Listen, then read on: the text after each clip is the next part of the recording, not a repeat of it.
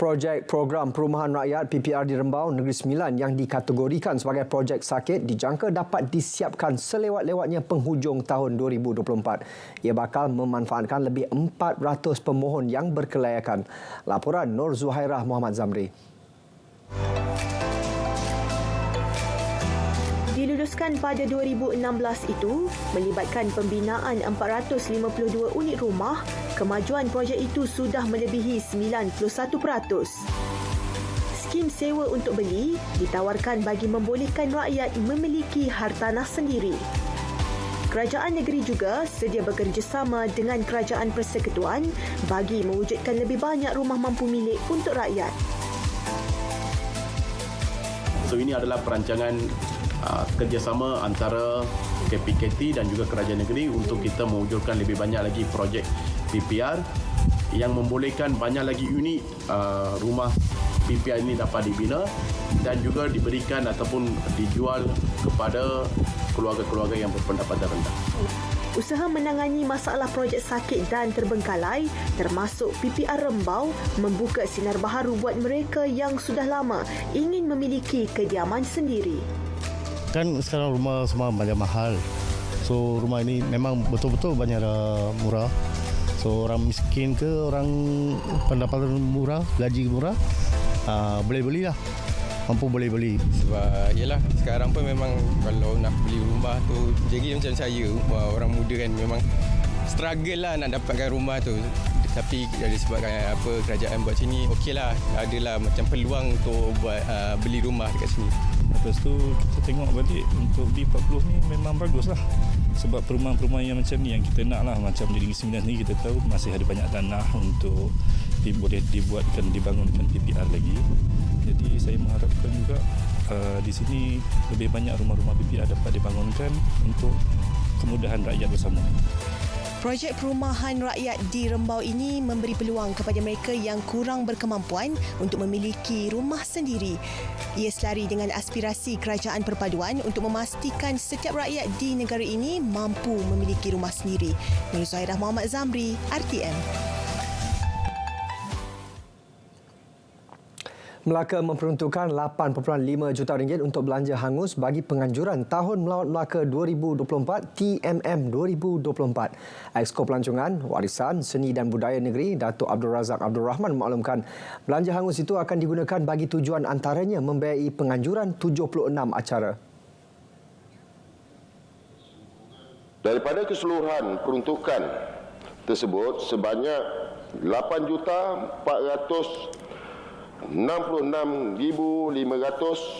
ataupun 83.83% adalah peruntukan hangus yang dibelanjakan sempena Tahun Melawat Melaka 2024 dan bakinya sebanyak 6,633,500 ataupun 16.17% untuk pelaburan kekal.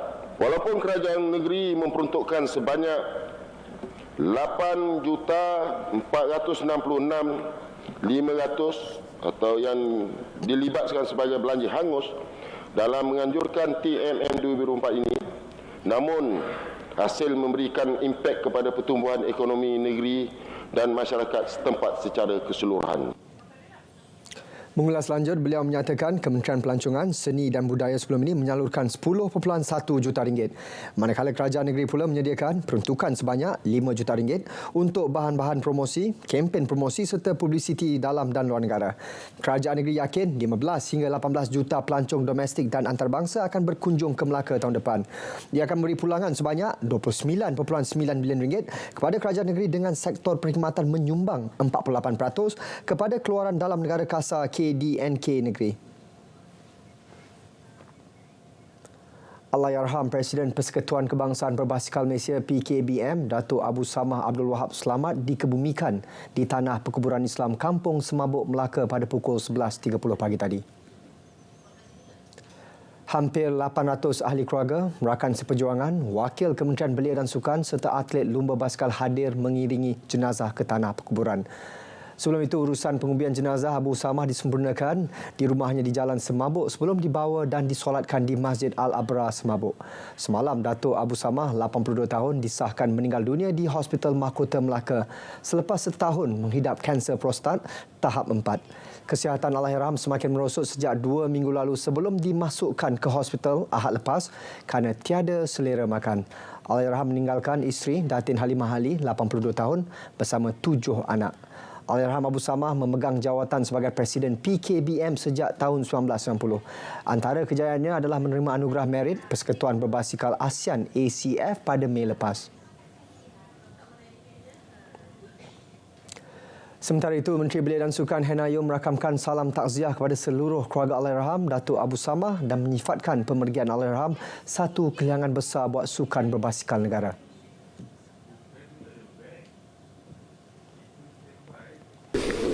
Salam takziah daripada saya dan semua warga KBS kepada Persatuan Basikal kerana mereka kehilangan seorang tokoh sukan yang telah lama menyumbang kepada industri sukan berbasikal di Malaysia. Dan kita berharap keluarga Allahyarham akan tabah dan saya percaya sumbangan beliau tidak senang untuk diganti dalam arena ini. Seorang ahli perniagaan bergelar datuk dipercayai dalang sindiket pemprosesan dadah dan penyelundupan arak bernilai 10.37 juta ringgit ditahan bersama 4 individu lain termasuk 2 warga asing dalam 3 serbuan berasingan sekitar Pasir Gudang dan Johor Bahru. Kita dah semak dalam sistem dia mempunyai gelaran datuk, seorang datuk yang mengetuai dikatakan dia yang mengetuai sindiket ini.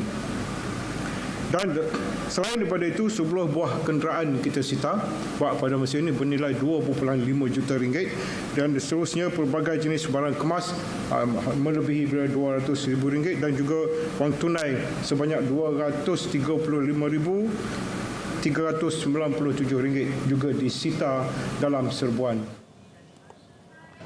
Kegiatan penyelundupan arak itu dikesan aktif sejak November 2023 manakala kegiatan pengedaran dadah pula sejak Jun lalu. Kesemua suspek direman hingga Jumaat ini.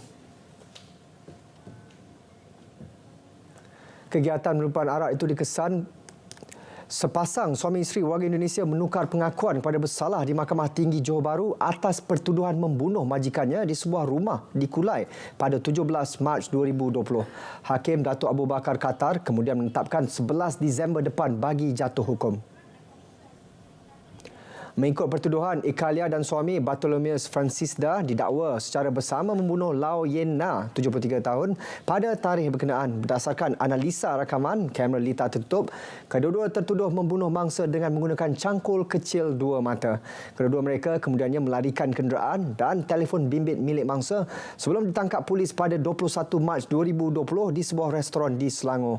Pendakwaan mengikut Seksyen 302 Kanun Keseksaan yang membawa hukuman gantung sampai mati atau penjara minimum 30 tahun atau maksimum 40 tahun dan 12 sebatan.